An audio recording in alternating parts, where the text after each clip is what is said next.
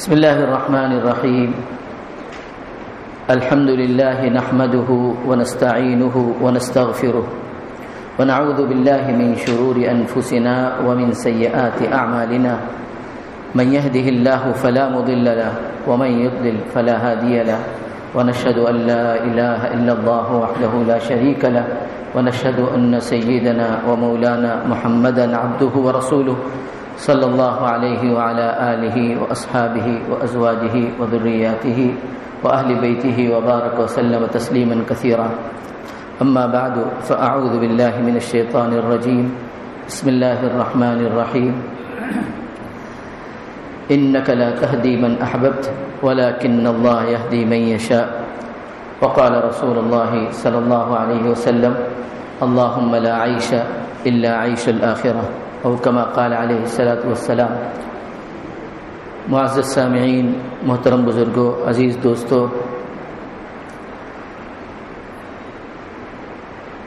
یہ چیز کہ دنیا دار فانی ہے اور ہر شخص کو یہاں سے جانا ہے، یہ ایک ایسی چیز ہے کہ جس میں کسی کا کوئی اختلاف نہیں.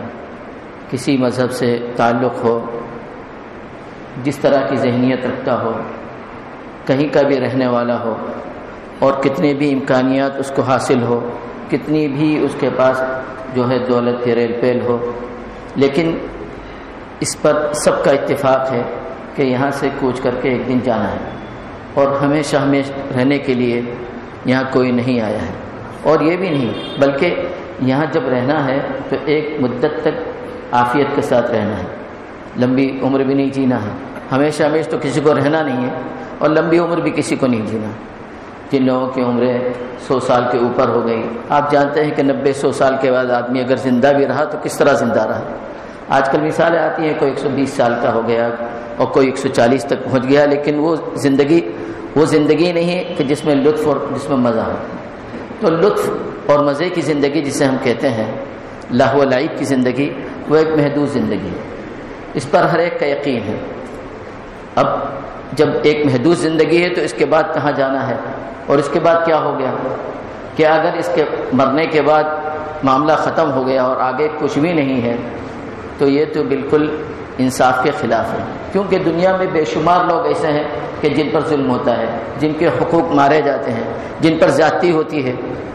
اور جس نے ان ساری مخلوق کو پیدا کیا وہ اتنا ناانصاف نہیں ہے کہ دنیا میں کچھ لوگوں کو تو اس طرح پیدا کرے کہ جو صرف ظلمی سہا کرے، اور کچھ لوگوں کو اس طرح پیدا کرے کہ جو لوگوں کے حقوق دبایا کرے اور خوب آرام کی زندگی گزارا کرے. ایسا نہیں ہے. اگر یہاں فیصلہ نہیں ہوا، عام طور پہ فیصلے تو یہیں ہوتے ہیں، اللہ کا نظام ہے، لیکن اگر یہاں فیصلے نہیں ہوئے، اور یہ بھی ہوتا ہے کہ یہاں فیصلے نہیں ہوتے ہیں، تو اس کے بعد دوسری زندگی میں اس کے فیصلے ہونے ہیں. اور یہ بھی جو ہے کوئی بھی سمجھدار جس کو اللہ نے اچھی عقل دے رکھی ہے، اچھی سمجھ دے رکھی ہے، وہ اس بات پر متفق ہوگا کہ واقعی اس کے بعد پھر ایک دن ضرور آئے گا کہ جس میں ان سب چیزوں کا فیصلہ ہونا ہے. ورنہ یہ تو نہیں ہو سکتا ہے کہ جس نے اس ساری مخلوق کو اس جو ہے نظام کے ساتھ پیدا کیا، وہ جو ہے لوگوں کے حقوق یوں ہی ضائع کر دے، یا یوں ہی لوگوں کو پیدا کر دے کہ بھئی تکلیف میں زندگی گزار دو اور لوگوں کی جو ہے ظلم برداشت کرو، اور پھر اس کے بعد تمہارا کچھ بھی نہیں. ایسا نہیں ہو سکتا ہے. اللہ سبحانہ و تعالیٰ فرماتے ہیں: افحسبتم اننا خلقناکم عبثا وانکم الینا لا ترجعون. کیا تم یہ سمجھتے ہو کہ ہم نے تم کو بلا وجہ پیدا کر دیا، یوں ہی پیدا کر دیا اور تم ہمارے پاس لوٹ کر نہیں آؤ گے؟ ایسا نہیں. اب جب ایسا نہیں ہے تو مرنے کے بعد کیا ہوگا؟ اور قرآن کریم کہتا ہے کہ سب اللہ کی طرف لوٹ کر جائیں گے. تو جب اللہ کی طرف لوٹ کر جائیں گے، یہ صرف قرآن کریم نے ہم کو بتایا ہے. اور کس طرح لوٹ کر جانا ہے، اور اس کے بعد کی زندگی کس مراحل سے گزرے گی، اور کس جو ہے کیسی کیفیتیں پیدا ہوں گی مرنے کے بعد. پہلی منزل جو قبر کی ہے اس میں کیا کیفیت گزرے گی، اور قبر کے بعد پھر کیا ہوگا، کون سی منزل آئے گی حشر کی، اور اس کے بعد حشر کے بعد جو ہے پھر روز حساب کی، اور پھر روز حساب کے بعد جو ہے جنت اور دوزخ کی ساری منازل اور اس کی ساری تفصیل قرآن کریم کے علاوہ کسی نے نہیں بتائی. اب کیوں نہیں بتائی؟ اس لیے کہ انسانی عقل جتنا بھی سوچے وہ اس کو پانے پر یا اس کو سمجھنے پر قاصر ہے. جب تک اللہ سبحانہ و تعالیٰ کی طرف سے رہبری اور اس کی رہنمائی یا وحی کی روشنی نہ ہو، آدمی اس کو سمجھ نہیں سکتا۔ آدمی اسی وقت سمجھے گا جب اس کے عقل کو اور اس کے دماغ کو اور اس کے دل کو منور کرے اور روشنی عطا کرے وحی۔ تو وحی نے نبی کریم صلی اللہ علیہ وسلم کی زبانی ہم کو یہ ساری چیزیں بتا دی ہیں کہ مرنا تو ہے ہی، اس پر تو سب متفق ہو، لیکن مرنے کے بعد جو ہے کیا ہونا ہے اور کس طرح ہونا ہے، یہ ساری تفصیل ہم کو قرآن کریم نے اور احادیث پاک نے بتائی ہے۔ اب ہم مسلمان ہونے کی حیثیت سے اس پر یقین رکھتے ہیں، مسلمان ہونے کی حیثیت سے اس پر یقین رکھتے ہیں، یہ تو ہمارا دعویٰ ہے، لیکن کیا ہمارا یقین اس طرح کا ہے کہ ہم اس کے لیے تیاری کر رہے ہیں یا نہیں کر رہے ہیں، یہ اصل میں سوچنا ہے۔ ورنہ جیسے اگر ہمیں یقین ہے کہ اگر آگ میں ہاتھ ڈالیں گے تو آگ جلے گا، تو کبھی ہم آگ کی طرف ہاتھ نہیں بڑھائیں گے۔ ہمیں معلوم ہے کہ اگر ہم جو ہے کسی بلندی سے نیچے کودے تو ہمیں مرنا ہے، تو ہم ظاہر ہے اس پر سے نہیں کودیں گے۔ ہمیں معلوم ہے کہ تیز ٹرین آ رہی ہے اور اس کے پاس سے نیچے لیٹ گئے تو ہم کچل جائیں گے، تو ہم نہیں لیٹیں گے۔ تو جب ہمارا یقین ہے کہ مرنے کے بعد اللہ کی طرف سے حساب و کتاب ہوگا اور قبر کی منزلیں ہیں اور اس میں بھی ہے، اس میں بھی راحت بھی ہے، تکلیف بھی ہے، جنت بھی ہے، دوزخ بھی ہے، یہ تو برزخ کی زندگی میں بھی، اس مرنے کی زندگی، دنیاوی زندگی کے بعد جو برزخ کی زندگی کہتے ہیں، جو مرنے کے بعد کی اور قیامت کے درمیان کی زندگی کو قرآن کریم نے برزخ کی زندگی کہا ہے، وہ بھی ایک زندگی ہے، اس میں بھی راحت ہے، اس میں بھی تکلیف ہے، اس میں بھی جنت ہے، اس میں بھی دوزخ ہے، اس میں بھی ساری چیزیں ہیں۔ تو اگر ہمارا اس پر یقین ہے، اور اس کے بعد تو ہمیشہ کی برزخ کی زندگی بھی محدود ہے، اس کے بعد کی زندگی ہے جو ہے حشر اور نشر کی اور روز جزا کی جو ہے قیامت کی زندگی، وہ ہمیشہ کی زندگی ہے۔ تو ہمیں اگر یقین ہے کہ وہ زندگی بھی ہے اور اس میں یہ مرحلے بھی ہیں، تو کیا ہم نے اس کے لیے اس طرح کی تیاری کی ہے، یہ دیکھنا ہے۔ اگر ہم کر رہے ہیں تو واقعی ہمارا یقین ہے، اور اگر ہم نہیں کر رہے ہیں تو اس کا مطلب ہمارا یقین نہیں ہے۔ اسی لیے قرآن کریم میں جب بھی نیک اعمال کی تلقین کی گئی ہے اور کسی بھی طرح کی اچھی بات کی تلقین قرآن اور حدیث میں کی گئی ہے، تو اس میں دو چیزیں، الذین آمنوا باللہ والیوم الآخر، کہ یہ اس پر عمل وہ لوگ کریں گے کہ جو ایمان لائے ہیں اللہ پر، اور اللہ پر تو ایک بڑی تعداد میں لوگ ایمان رکھتے ہیں، لیکن صرف اللہ پر ایمان کافی نہیں ہے، اللہ کے پر ایمان کے ساتھ ساتھ روز جزا پر جن کا ایمان ہے، آخرت کے دن پر جن کا ایمان ہے، وہ جو ہے وہ اس پر عمل کریں گے۔ تو دونوں چیزوں پر، اللہ پر بھی ایمان ہے اور روز جزا پر بھی ایمان ہو، آخرت کے دن پر بھی ایمان ہو۔ اگر ہمارا یقین جتنا پختہ ہوگا، ہماری زندگی اتنی ہی اچھی ہوگی، اور ہماری زندگی اتنی ہی جو ہے اسلام کے قریب ہوگی اور اسلام کی تعلیمات کے مطابق ہوگی۔ اور اگر ہمارا یقین اس پر نہیں ہے تو پھر جو ہے ہماری زندگی کبھی اسلامی سانچے میں ڈھل نہیں سکتی۔ اسی وقت ہماری زندگی اسلامی سانچے میں ڈھلے گی کہ جب ہم جو ہے کہ آخرت کے دن پر مکمل یقین ہو، جس طرح ہم کو اپنے مرنے پر یقین ہے۔ اسی لیے جو ہے اللہ سبحانہ و تعالیٰ نے ہم کو حکم دیا ہے کہ ہدایت طلب کرو، اور جو ہے ہمیں حکم دیا گیا ہے کہ تم ہر نماز میں اہدنا الصراط المستقیم پڑھو، اہدنا الصراط المستقیم، کہ یا اللہ ہمیں سیدھی راہ کی ہدایت عطا فرما۔ سیدھی راہ کی ہدایت کسے کہتے ہیں؟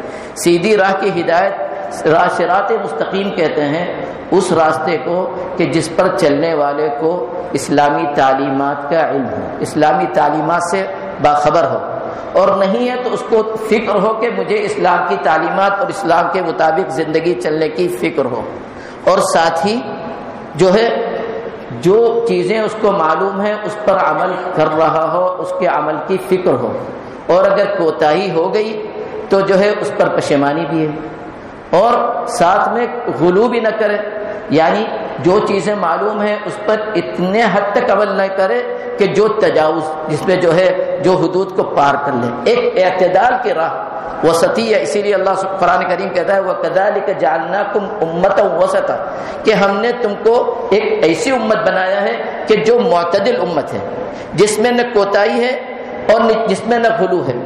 تو اگر کوتاہی کی ہے تو بربادی ہے، اور غلو کیا تو بربادی ہے۔ اسی لیے قرآن کریم نے جب ہم کو تلقین کی اس کی کہ اہدنا الصراط المستقیم کے دعا مانگو کہ اللہ ہمیں ہدایت عطا فرما صراط مستقیم کی۔ صراط الذین انعمت علیہم، وہ راستے جو انبیاء نے جس پر تو نے انبیاء کو چلایا ہے، وہ راستہ جس پر تو نے صدیقین کو چلایا ہے، وہ راستے جس پر تو نے صالحین کو چلایا ہے، یعنی وہ راستے جو اعتدال کے راستے ہیں، جو کامیابی کے راستے ہیں، وہ لوگ کہ جن پر تمہارا اللہ آپ کے انعامات ہیں، آپ کے احسانات ہیں، اس راستے پر ہمیں گامزن رکھ، غیر المغضوب علیہم، ان لوگوں کے راستے پر مت چلا کہ جس پر آپ کی پھٹکار ہے، جس پر آپ کا غضب ہے اور جس پر آپ کی ناراضگی ہے۔ وہ کون لوگ ہیں؟ وہ لوگ ہیں کہ جن کو اسلامی تعلیمات کی پوری فکر ہے لیکن عمل نہیں ہے۔ عمل نہ کرنے کے دو طریقے ہیں، ایک تو یہ کہ نہیں دیکھا جائے گا، قیامت کے دن دیکھا جائے گا اللہ کے ہاں، اور اللہ بڑا غفور الرحیم ہے، رحمان الرحیم ہے، اس کو کہتے ہیں مغضوب علیہم، اس کو کہتے ہیں وہ کہ جس پر اللہ کی پھٹکار ہے، اللہ کا غضب ہے۔ یہ یہودیوں نے کیا تھا، یہ یہودیوں نے کیا تھا، ان پر اللہ کی بڑی انعامات تھے، بڑے احسانات تھے، تو وہ سمجھ لگے کہ اللہ سبحانہ و تعالیٰ کو ہم سے بڑی محبت ہے، اسی لیے وہ کہتے تھے نحن ابناء اللہ و احباہ، کہ ہم سارے انبیاء تو ہم میں سے آ رہے ہیں اور اللہ نے ہم سب کو سب پر فضیلت دے رکھی ہے، تو ہم اللہ کی اولاد ہیں والعیاذ باللہ، اور اللہ ہم سے خوب محبت کرتا ہے، ہم اس کے محبوب ہیں۔ اسی لیے ساری تعلیمات اور ساری چیزوں کے علم کے باوجود عمل نہیں تھا، اور عمل نہیں تھا یوں نہیں کوتاہی میں یا جو ہے نفس کی کمزوری میں نہیں، جو ہے دھڑلے سے جو ہے وہ عمل نہیں کرتے تھے، کہتے کہ دیکھا جائے گا، دیکھا جائے گا، ساری چیزیں معلوم ہیں لیکن یہ کہ نہیں کرنا ہے، اور اس پر کوئی پشیمانی بھی نہیں ہے، یہ غلط ہے، سمجھ رہے ہیں؟ تو ہمیں جب یقین ہے مرنے پر اور ہمیں اسلامی تعلیمات کی خبر ہے کہ دیکھو بعض چیزیں ایسی ہے کہ جس کو اللہ سبحانہ و تعالی اور نبی کریم صلی اللہ علیہ وسلم نے اس پر وعیدیں بتائی ہیں اور اس سے ہم کو جو ہے رکنے کا حکم دیا ہے، اور اس پر چلنے کے بعد جو اس کے وبال ہوگا اس کا حکم دیا ہے، اس کے باوجود اگر اس پر عمل نہیں کر رہا ہے تو آپ سمجھیے کہ بہت ہی ڈرنے کی بات ہے، بہت ہی ڈرنے کی بات ہے۔ کیوں کہ یہ اس زمرے میں آتے ہیں کہ جس زمرے کا ذکر قرآن کریم نے مغضوب علیہم سے کیا کہ ان پر اللہ کی پھٹکار ہے۔ اور ایک گروہ ایسا بھی ہے کہ جن کو بڑی اسلام سے محبت ہے اور جو ہے اور واقعی وہ چاہتے ہیں کہ اللہ سبحانہ و تعالیٰ سے خوب قریب ہوں اور اللہ سبحانہ و تعالیٰ کی خوب عبادت کریں، لیکن نبی کریم صلی اللہ علیہ وسلم کی جو تعلیمات تھی وہ یہ سمجھتے ہیں کہ ان تعلیمات میں کوتاہی کمی ہے، اور کوتاہی کمی کو اپنی طرف سے پوری کرتے ہیں، گویا غلو سے کام لیتے ہیں، اس پہ تجاوز کرتے ہیں۔ اس کو قرآن کریم کہتا ہے کہ وَلَضَّالِّينَ، یعنی نہ مغضوب علیہم کے راستے پر چلا نہ گمراہوں کے راستے پر چلا، وہ نصارہ کا راستہ ہے۔ ان کو اتنی حضرت عیسیٰ علیہ السلام سے اتنی محبت ہو گئی، کیوں کہ حضرت عیسیٰ علیہ السلام آئے تھے اس زمانے میں، اور خود حضرت عیسیٰ علیہ السلام بھی جو ہے وہ بھی جو ہے حضرت مریم علیہ السلام تو جو ہے بنو اسرائیلی میں سے، یہود میں سے تھی، انہی کے جو ہے انہی کے بطن سے حضرت عیسیٰ علیہ السلام آئے تھے، تو وہ بھی انہی کے قوم کے ایک فرد تھے۔ تو وہ ایسے وقت میں آئے تھے جب جس کو بنی اسرائیل کا ایک دیندار طبقہ مسیحا سمجھتا تھا کہ ایسے وقت میں کہ ہر جگہ جو ہے گناہ عام ہے، ہر جگہ ظلم عام ہے، اور ایسے وقت میں یہ ہمارے رہبر بن کر آئے تھے، اور تو انہوں نے بڑی محبت کی حضرت عیسیٰ علیہ السلام سے، اور حواریین نے واقعی بہت محبت کی اور بڑا دفاع کیا۔ لیکن اس کے بعد کی جو نسلیں آئی ہیں انہوں نے حضرت عیسیٰ علیہ السلام کی محبت میں اتنا تجاوز کیا کہ ان کو جو ہے والعیاذ باللہ ابن اللہ بنا دیا کہ اللہ کی اولاد ہے۔ تو دونوں چیزیں غلط ہیں، ایک تو یہ کہ آپ کوتاہی کریں، دوسری چیز ہے کہ آپ جو ہے آپ یہ سمجھے کہ نبی کریم صلی اللہ علیہ وسلم کی تعلیمات ناقص، انہوں نے یہی سمجھا کہ جو ہے حضرت عیسیٰ علیہ السلام نے جن کو تعلیمات پہنچائی تھی وہ ناقص ہے، تو اس میں انہوں نے اضافے کیے۔ ہمارے ہاں دونوں طرح کے طبقے موجود ہیں، بعض وہ لوگ ہیں کہ جن کو ساری چیزیں معلوم ہیں، ان کو معلوم ہے کہ فکس ڈپوزٹ میں پیسے اگر ہم نے رکھ دیے تو قرآن کریم کہتا ہے کہ اللہ اور اس کے رسول کا جنگ ہے، قرآن کریم کہتا ہے کہ اللہ اور اس کے رسول کی جنگ ہے، اس کے باوجود معلوم ہے ان کو، لیکن رکھے ہوئے کھا رہے ہیں خوب۔ معلوم ہے کہ جو ہے اگر کسی کا حق دبا دیا ناجائز اور کسی کا حق نہیں دیا تو 7 پشتیں خراب ہوں گی، اور قرآن کریم جو حدیث پاک میں آتا ہے کہ جو ہے 7 آسمانوں کو وہ حصہ جو ہے اس کے گلے میں ٹوک بنا کر ڈالا جائے گا، اور کما قال علیہ الصلوۃ والسلام، ساری چیزیں معلوم ہے لیکن نہیں دینا ہے، نہیں دیں گے۔ اس طرح کی بے شمار معاصی ہمارے یہاں ایسے ہیں کہ جو ہم کو معلوم ہے کہ اگر 3 دن سے زائد کسی سے ناجائز تعلق کیا تو اللہ کی رحمت سے دور، اللہ کی جو ہے بارگاہ سے دور، جو ہے اور اس پر جو ہے اس کی دعائیں قبول نہیں ہوتی، جو ہے آپ کے لیلۃ القدر میں اس کی مغفرت لیکن نہیں کرنا، یہ کہتے ہیں مغضوب علیہم۔ سب کچھ معلوم ہونے کے باوجود دھڑلے سے اگر کوئی کرے تو آپ سمجھیے کہ پھر اس کی صحبت میں نہ رہیے۔ کیوں؟ نبی کریم صلی اللہ علیہ وسلم نے فرمایا لا تصاحب الا مؤمنا لا تصاحب ولا یاکل طعامک الا تقیا، اور کما قال علیہ الصلوۃ والسلام کہ دیکھو تم ساتھ اختیار کرو تو ایک مومن کا۔ مومن کون ہے؟ مومن وہ ہے کہ جس کو اسلامی تعلیمات سے باخبر ہے، اور یہ نہیں کہ وہ پورا پاک صاف ستھرا ہے، نہیں، اس کو اپنی کوتاہیوں پر پشیمانی ہے، یعنی اس کے پاس توبہ کے راستے ہیں، وہ توبہ کرتا رہتا ہے، اپنے گناہوں کو وہ سمجھتا ہے کہ مجھ سے کوتاہی ہو رہی ہے۔ یہ ولا یاکل طعامک الا تقی، اور دیکھو تمہارا کھانا صرف متقی لوگ کھائیں، صرف متقی یعنی ایسے لوگ کہ جن کے اندر یہ خصلتیں ہیں، وہ تاکہ کیوں؟ تاکہ صحبت کا بڑا اثر ہوتا ہے، صحبت کا بڑا اثر ہوتا ہے۔ کیوں؟ صحبت کی وجہ سے جو ہے گمراہی جو آتی ہے، ہدایت سے دوری جو آتی ہے، وہ صحبت کی وجہ سے آتی ہے۔ اس کی ایک بڑی مثال حضرت ابو سفیان ابن الحارث ابن عبد المطلب رضی اللہ تعالی عنہ، اسلام لے آئے بعد میں، نبی کریم صلی اللہ علیہ وسلم کے ہم عمر اور نبی کریم صلی اللہ علیہ وسلم کے چچا زاد بھائی، اور آپ صلی اللہ علیہ وسلم سے بڑی محبت، نبوت سے پہلے آپ صلی اللہ علیہ وسلم سے بڑی محبت، چونکہ دونوں ایک ساتھ پڑے ہوئے، ایک ہی گھر کے تھے، ایک ساتھ بڑے ہوئے، ایک ساتھ باہر جانا، ایک ساتھ آنا، ایک ساتھ کھانا، ایک ساتھ پینا، اس لیے نبی کریم صلی اللہ علیہ وسلم سے بہت بہت محبت تھی۔ جب اسلام کا وقت آیا اور آپ صلی اللہ علیہ وسلم کو جو ہے نبوت سے سرفراز کیا گیا، اور آپ نے جو ہے اسلام کی دعوت کو جو ہے عام کیا اور اسلام کی دعوت پھیلائی، اور نبوت کو جو رسالت کا آپ لوگوں کے سامنے آپ نے پیش کیا، تو صحبت ان کی بعض ایسے لوگوں سے تھی کہ جس کی وجہ سے وہ اس کو قبول نہیں کر سکتے، نہیں کیا انہوں نے قبول، اور نہیں کیا قبول، اور نبی کریم صلی اللہ علیہ وسلم کو ان کے جھٹلانے پر بڑی تکلیف تھی۔ کیوں؟ کہ بچپن سے انہوں نے نبی کریم صلی اللہ علیہ وسلم کو دیکھا تھا، اور دیکھا تھا کہ نبی کریم صلی اللہ علیہ وسلم کا کیا معاملہ تھا، کبھی جھوٹ نہیں بولے، کبھی کسی کو تکلیف نہیں دی، کبھی کوئی ایسا کام نہیں کیا کہ جس پر انگلی اٹھ سکے۔ آسان نہیں ہے 40 سال کا آپ 1 سال کی زندگی گزار دیجیے اس طرح کی کہ سارے لوگ آپ کو سے محبت کریں، یہ نہیں ہو سکتا۔ آپ صلی اللہ علیہ وسلم نے 40 سال کی زندگی اس طرح گزاری کہ کسی کو آپ سے کوئی شکایت نہیں، یہ آسان ہے۔ یہ ایک مثال تھی کہ کسی سے کوئی شکایت، آپ سے کسی کو کوئی شکایت نہیں تھی۔ اس کے بعد جو ہے اتنا سب کچھ جو ہے گھر کے اندر مجھے دیکھا، گھر کے باہر دیکھا، اس کے باوجود جھٹلا دیا، تو آپ صلی اللہ علیہ وسلم کو بڑی تکلیف تھی۔ وہ صحبت کا اثر، وہ کیا تھا؟ صحبت کا اثر تھا۔ پھر جو یہی نہیں، بہت اچھے شاعر تھے حضرت ابو سفیان، بہت اچھے شاعر تھے، تو شعر کہتے تھے آپ صلی اللہ علیہ وسلم کی گستاخی میں، اور وہ جو ہے لوگ اس کو گاتے تھے، اور لوگوں سے جو باندیا تھی اس کو، اس سے بھی وہ گواتے تھے اس شعروں کو۔ تو یہ معاملہ ہوتا رہا ہے۔ آپ صلی اللہ علیہ وسلم کو جب اس کی اطلاع ملتی رہی کہ انہوں نے صرف یہی نہیں کہ مجھے جھٹلایا ہے، یہ بھی کر رہا ہے، تو آپ کو بڑی تکلیف ہوئی۔ اب جب سن 7 ہجری میں، بلکہ 8 ہجری کے شروع میں آپ صلی اللہ علیہ وسلم جب فتح مکہ کے لیے نکلے ہیں، اس وقت اللہ سبحانہ و تعالیٰ ان کے دل میں ایمان کا چراغ جلا دیا، تو اچانک پھر وہ ہجرت کے لیے نکلے۔ راستے میں نبی کریم صلی اللہ علیہ وسلم کا قافلہ مل گیا، اس لیے کہ آپ صلی اللہ علیہ وسلم بہت خفیہ انداز میں نکلے تھے۔ راستے میں آپ صلی اللہ علیہ وسلم کا قافلہ مل گیا۔ جب آپ صلی اللہ علیہ وسلم کا قافلہ مل گیا راستے میں، تو حضرت عباس رضی اللہ عنہ کے پاس پہنچے۔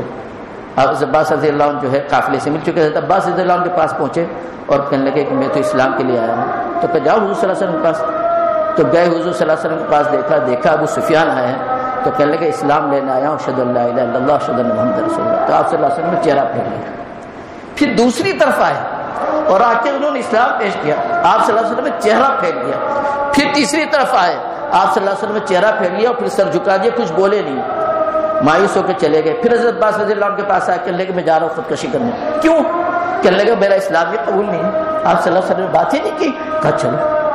پھر لے کر حضرت عباس رضی اللہ عنہ لے کر آیا صلی اللہ علیہ وسلم کے پاس اور کہا کہ یا رسول اللہ، ساری دنیا آپ رحمت للعالمین ہیں، ساری دنیا آپ سے جو ہے فیض اٹھا رہی ہے، اور یہ آپ کا بھائی، پھر آپ نے اسلام قبول کیا۔ کیوں؟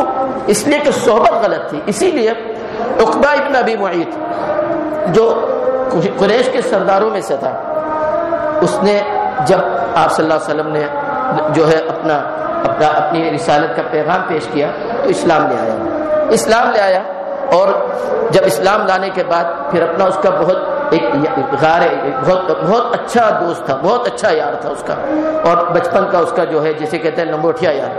اسلام لانے کے بعد وہ اس کے پاس پہنچا، امیہ ابن ابی خلف کے پاس، اور امیہ ابن ابی خلف وہ شخص ہے کہ جو حضرت بلال رضی اللہ عنہ کو عذاب دیا کرتا تھا۔ اس کے پاس گیا تو اس سے کہنے لگا کہ میں تو اسلام لے کر آیا ہوں، تم کو بھی دعوت دیتا ہوں، چلو اسلام قبول کرو۔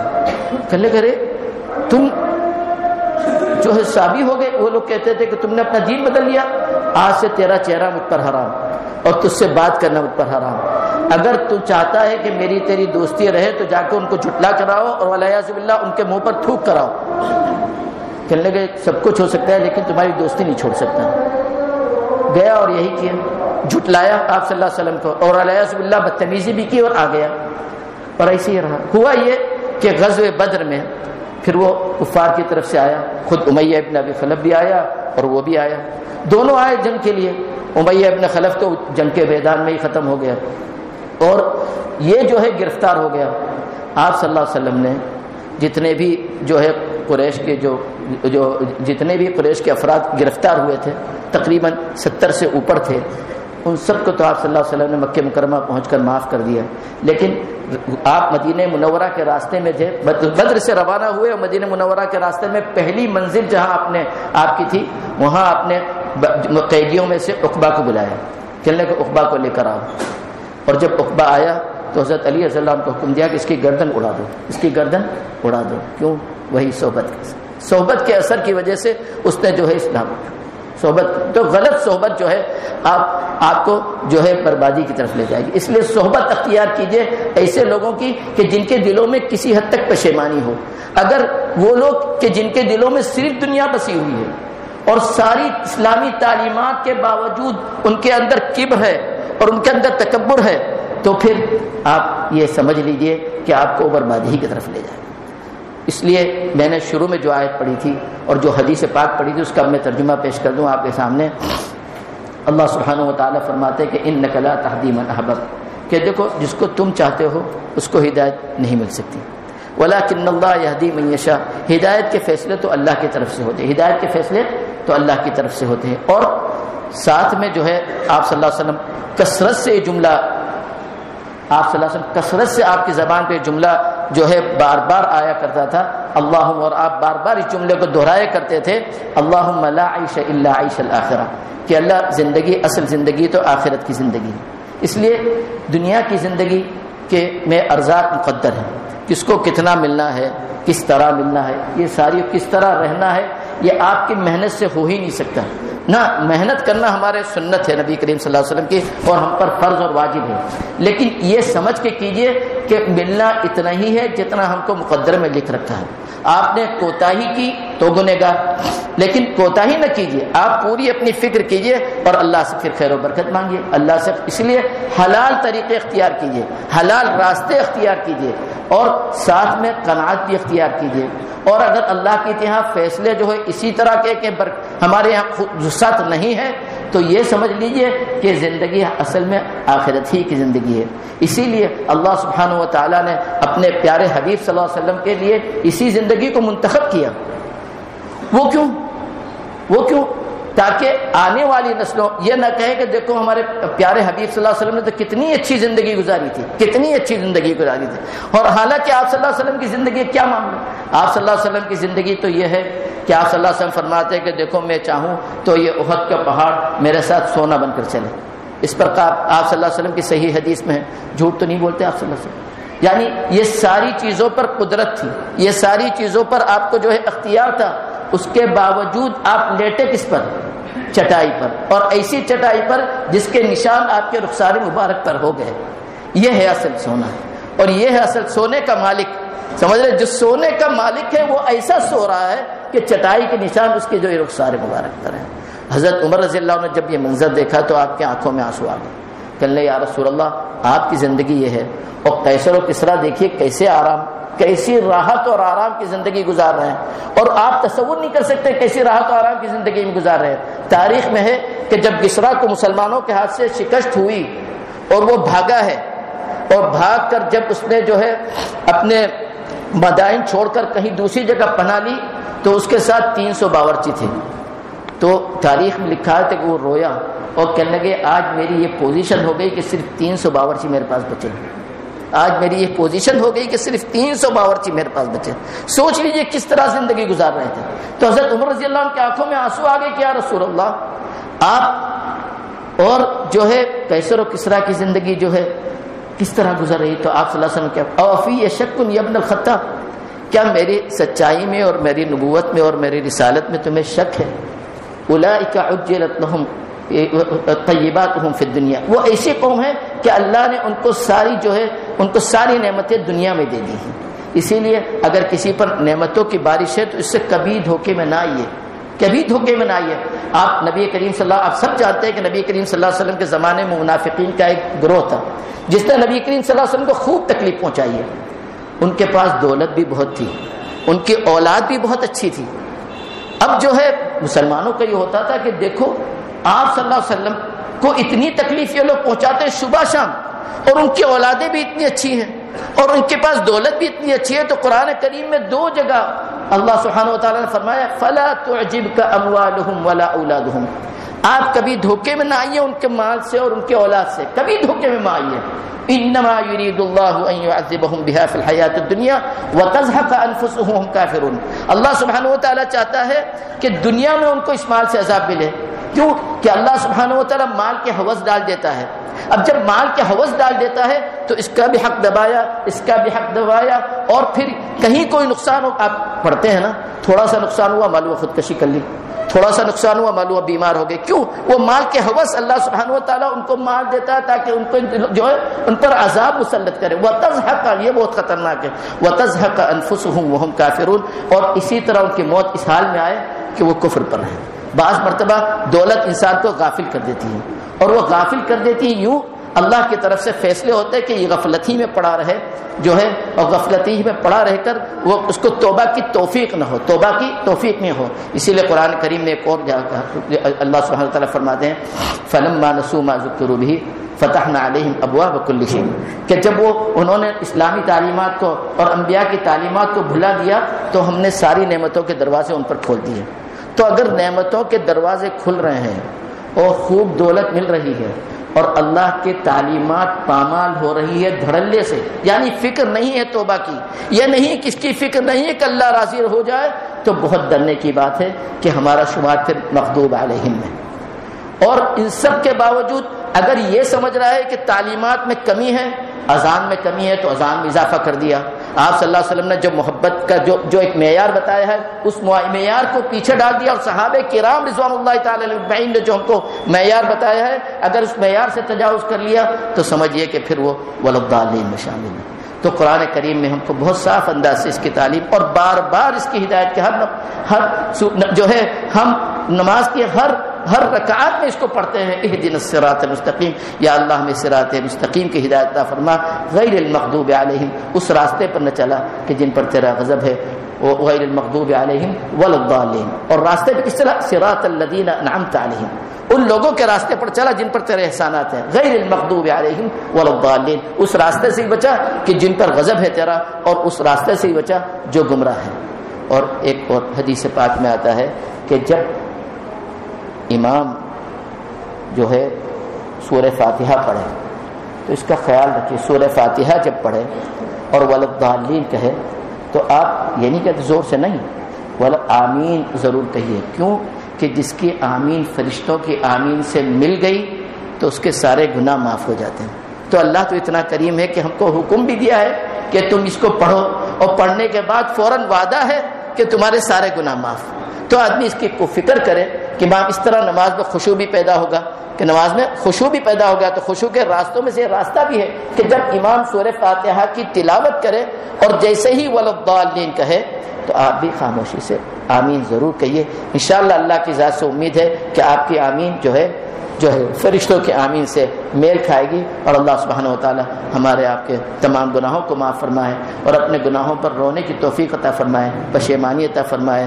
اللہ سبحانہ وتعالی کبر سے حفاظت فرمائے اور جو ہے گمراہی سے بچائے، اپنے غضب سے بچائے، اور صراط مستقیم پر زندگی کے آخری سانس تک باقی رکھے، اور ہم سب کو ایمان پر خاتمہ نصیب فرمائے.